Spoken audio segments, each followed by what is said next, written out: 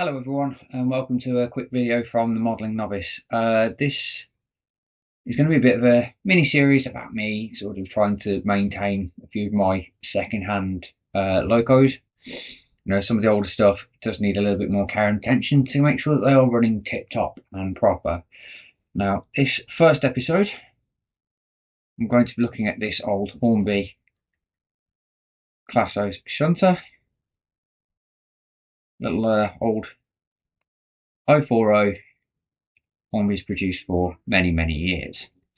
Now this is running okay, but it is just struggling off the line, and I also want to childproof it a little bit because my son mostly uses this for his playtime, and he's had a little bit of a habit lately of pulling out these handrails. So today I'm going to get those fixed in and secured a bit more by putting a bit of glue on the back, giving the mechanism a quick service.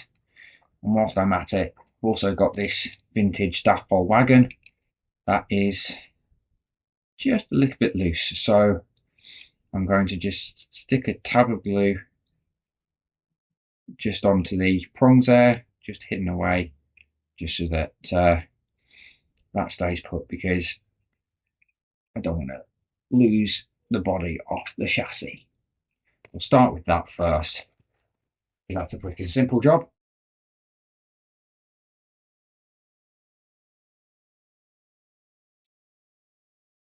What I'm going to do, put a tiny dab of super glue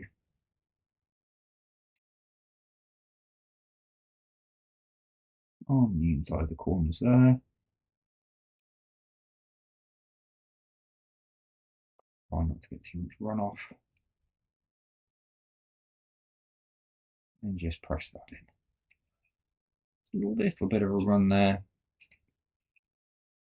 but too concerned. Out. But hopefully that'll be nice and secure, because obviously the tabs on the bottom of that were just a little bit too loose for my liking. So that should now mean that he's going to just continue running smooth for a lot longer. So, the classic 040 shunter. This uses the chassis design that Hornby have used for many years. The body here comes off. Normally this actually does come apart in two pieces, but I've actually glued these two together. It's relatively secure, so that's not too much of an issue. And there it is.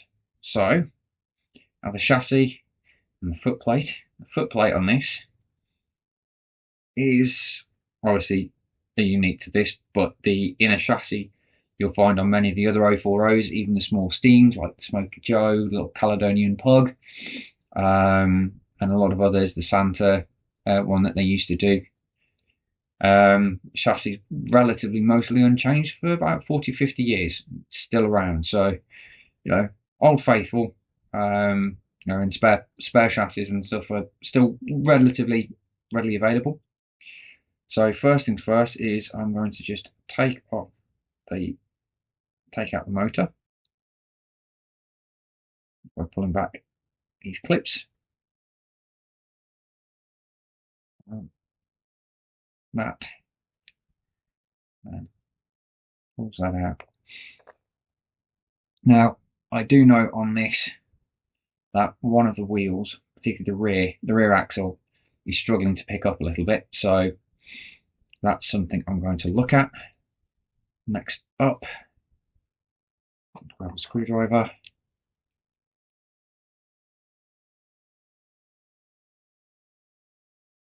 And that is just going to take out the weight, which will give me better access to the axle underneath.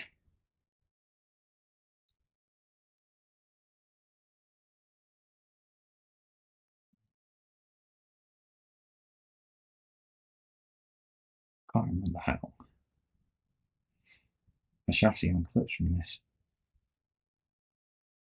There, isn't it? So yeah, that's me being silly. And that also unclip the chassis. So I'm going to around for that. So the weight should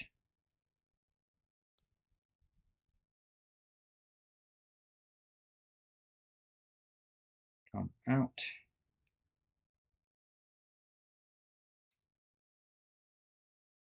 Little tabs.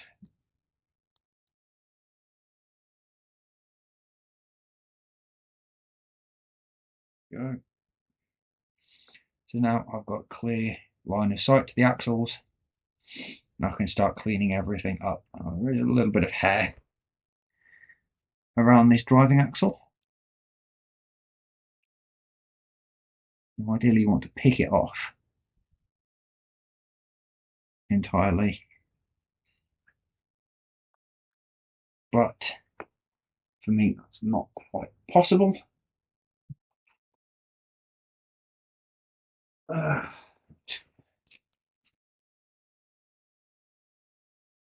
Piece of paper there just to wipe some of the excess off.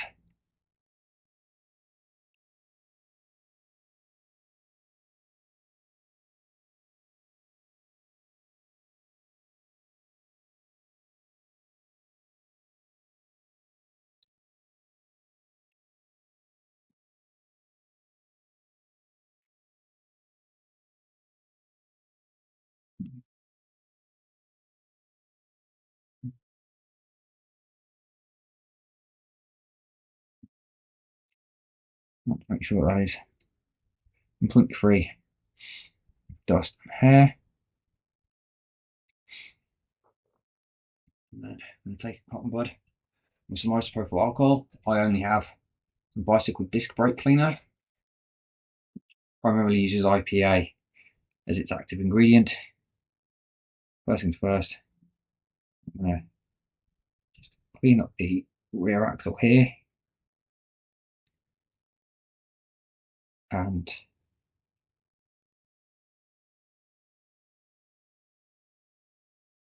give all the parts a nice clean.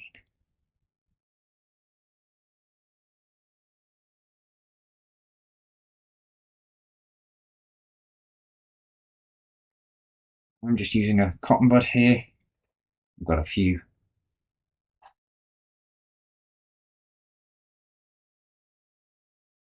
And that is just going to remove any of the buildup of dirt. It's going to help with the electrical pickup because obviously with only four wheels, 2 axles with wiper pickups, it can be problematic. So as well as the rail surfaces,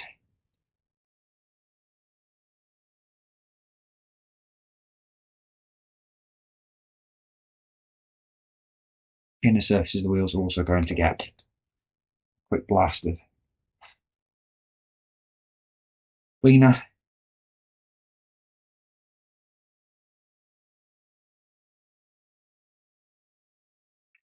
And next, move on to the driving axle.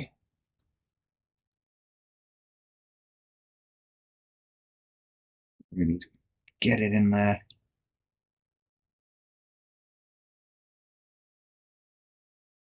And really try.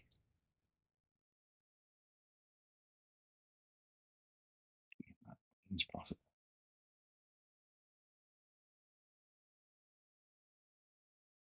Well, it does look like there is still a little bit of hair around that axle.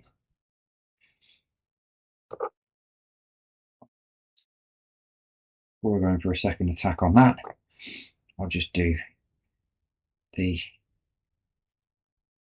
contact points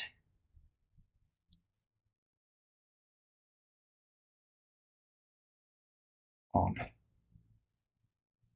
the driving wheels.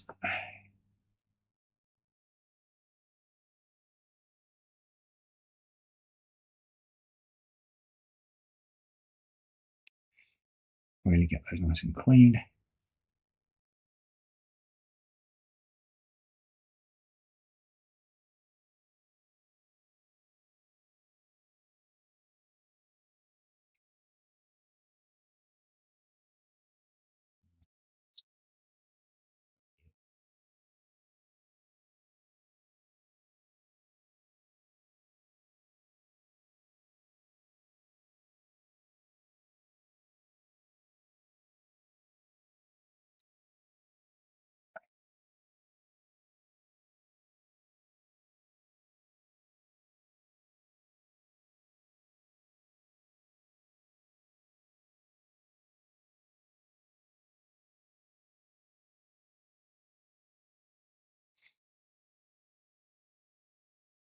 That is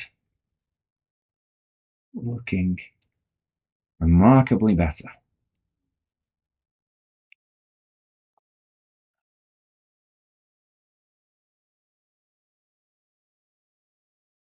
On the inside, we'll try and see if we can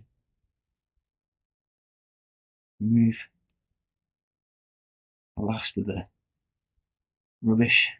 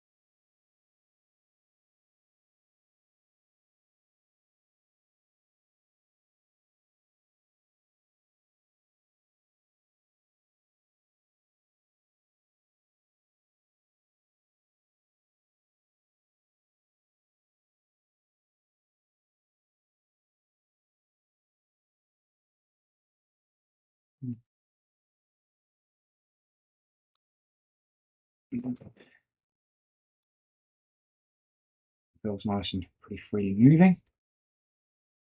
Another thing I'm going to quickly do is just do the contact points here a quick clean, because that's where the motor picks up power.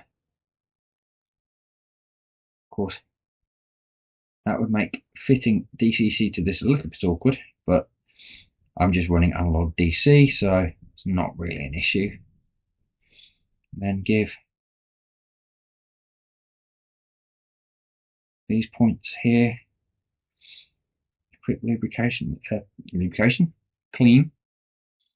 We'll get onto lubrication in a minute. What we'll do is leave that one to evaporate off before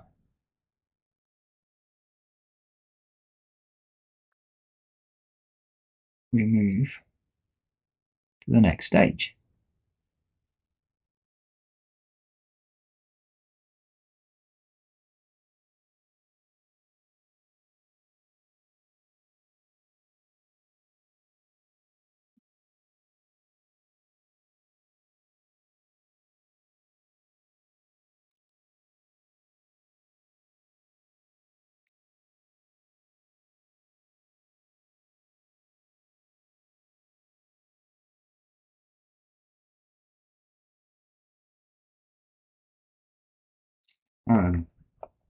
So whilst that finishes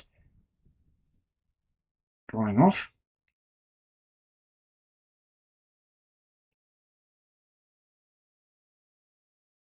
is the interior. So what I'm going to do is right where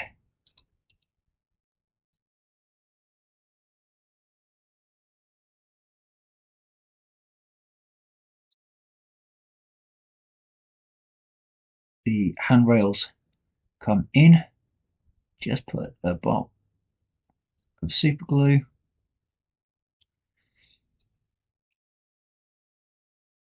hopefully that should act like a bit of a cap, make it a little bit harder to pull off, of course, because it's on the inside. you'll be none the wiser on the out.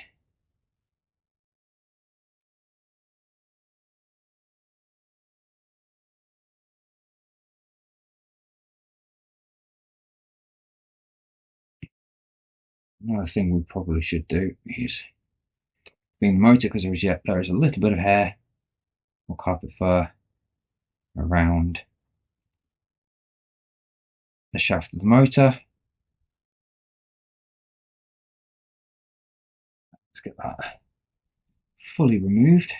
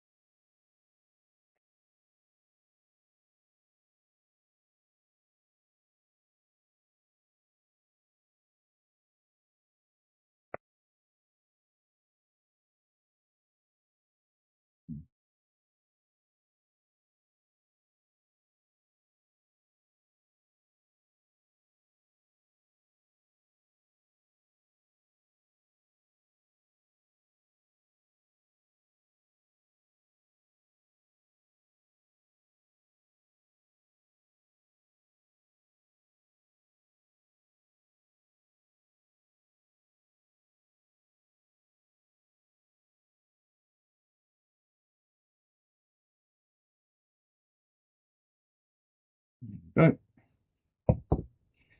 we go. Just give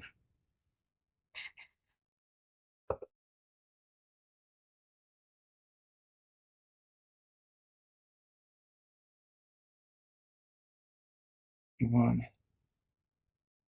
quick clean on the shaft, just to make sure we remove as much the contaminants as possible. So just going to rub the outside of the motor can just ever so lightly. Now we're almost ready to put that back together.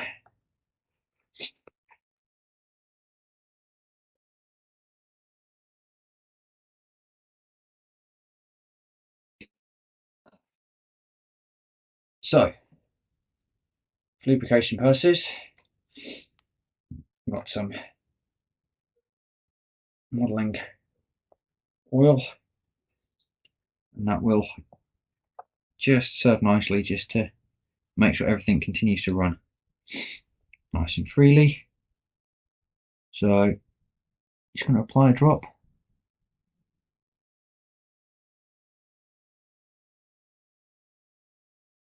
inside of the axles.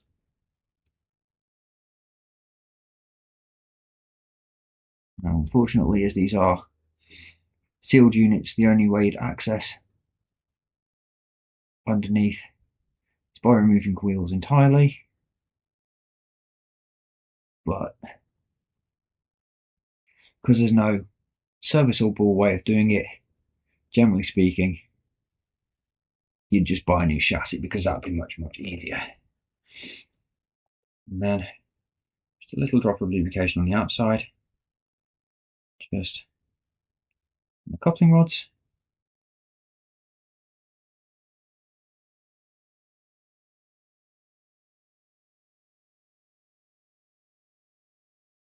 Also going to take a drop onto the back of the motor here.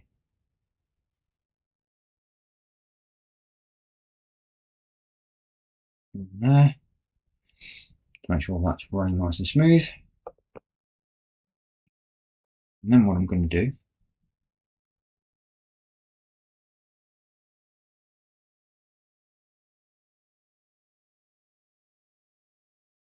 put just a tiny amount of grease into the worm.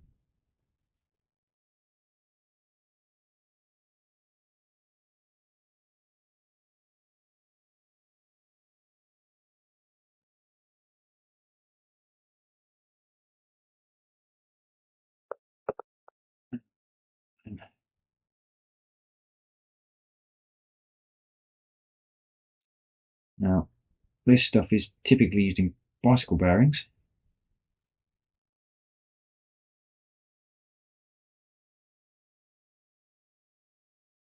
part, it does have good anti-fling properties.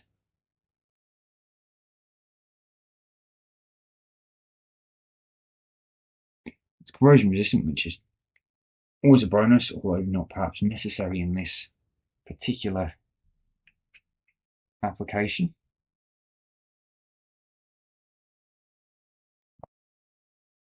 But it's not thin, it's going to run everywhere. It's not so thick, it's not going to cause any issues and gum up.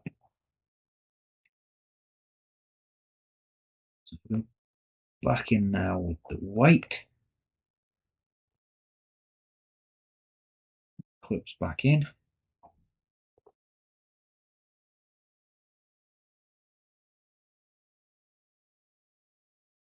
Secure it with the screw.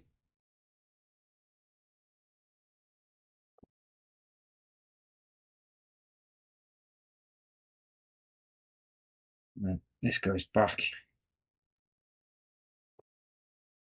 over the top.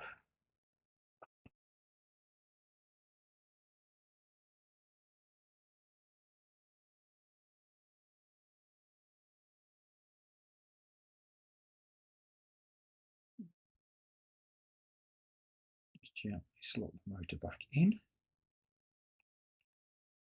There'll be a little bit of higgledy-piggledy just to get the worm to line back up.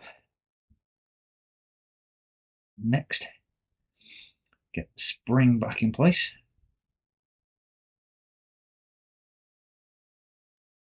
This is just a little fiddly, but shouldn't be too troublesome.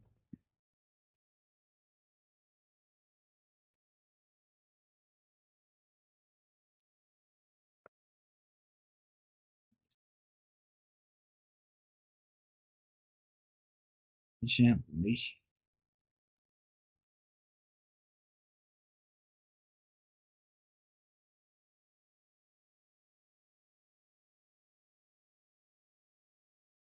that.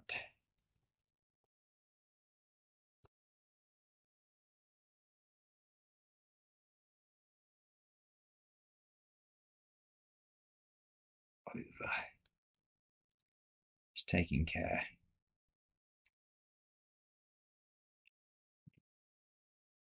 Hair in there, which we don't want, having just removed everything.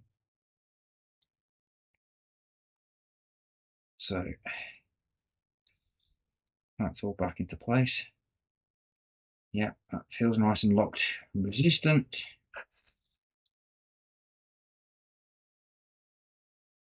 And then last but not least, just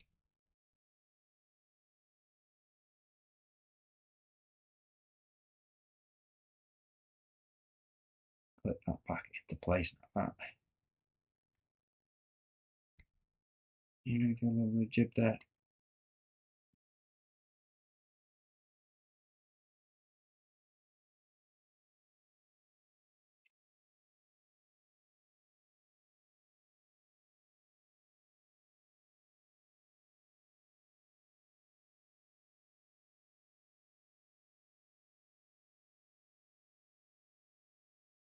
I say this is simple, but sometimes things do want to jump out at you. I think that spring might be in backwards.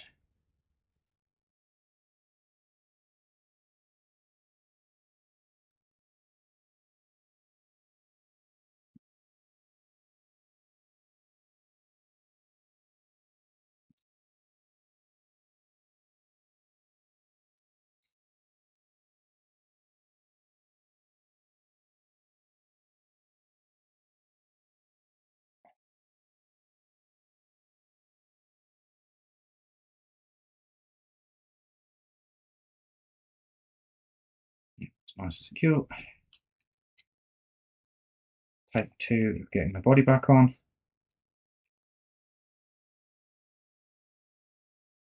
Squeeze that in there.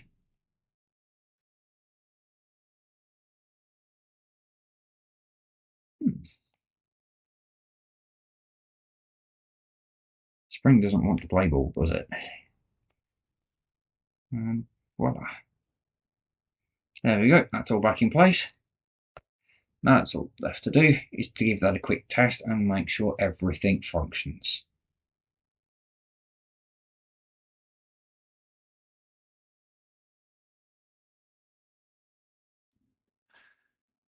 So that brings us to today's conclusion. Now, as you can see, I'm still having some problems as the loco passes over isolated frogs on the points. But once up to speed, the loco is perfectly fine. I think I might need to see if the pickups are worn out and potentially replace them, but that is for another time. I also apologise for the variable audio quality. I'm getting used to some new equipment, and I'm still learning the process of using it as part of my recordings, and I need to remember to project every word I say. I'm still new to this, so I'm still figuring things out as I go along. Stay tuned and subscribe for more maintenance videos like this in the future, and for my ongoing build series of the layout you've seen me running on, Fir Tree Halt. Thumbs up would be appreciated too. Goodbye for now, and thanks for watching.